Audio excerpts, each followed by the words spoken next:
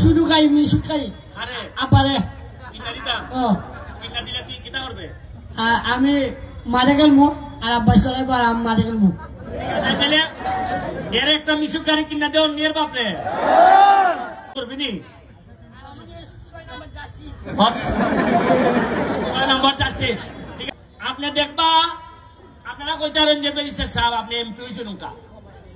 আপনি এরে লইয়া খেরে টানাটানি করতেছেন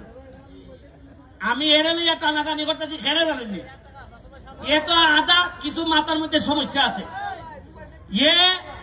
জীবনে জন্মের ফলে এ সোনারঘাটে জন্ম ইয়া সোনারঘাটের কোন মানুষের ক্ষতি করছে না চুরি করছে না লুটপাট করছে না আর যেটা সুস্থ দাবি করুন ইটা সোনারঘাটটারে দুর্নীতি করে খাইয়া চাই না দিচ্ছেন আমরা আমি এর এখানে সময় দিতাম না যারা হয় পাগল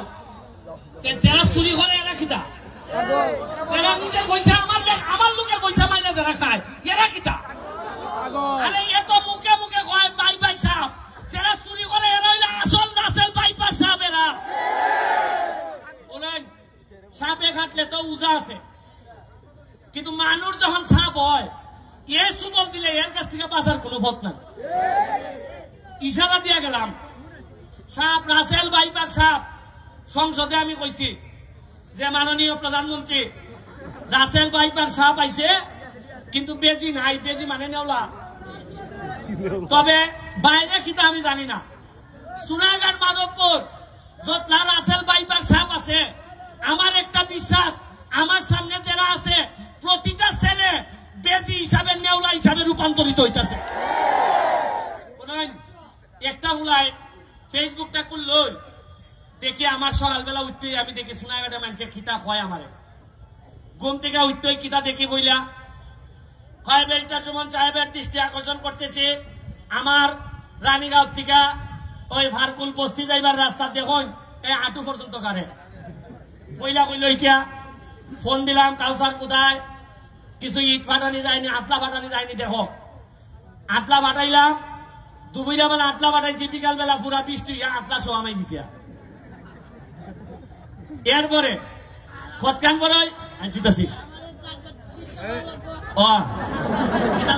আমাদের দাদার চিকিৎসা করা লাগবে নাহলে আমি মাঠে খেলতে পারতাম না আমার বাদ খেয়ে দিব মাঠে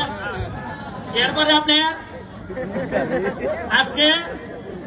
আজকে রাত্রে গতকালকে রাত্রে কিতা পাইছি আমার লোকজনে কইল ভাই কারেন্টের অবস্থা খারাপ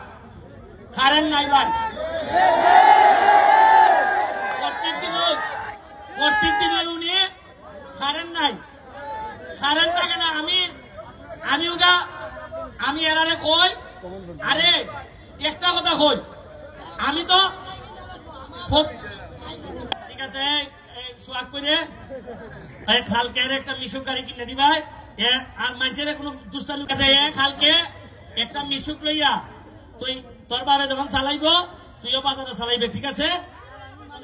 আচ্ছা মাঠও খেলবো এখন বিদ্যুতের ব্যাপারে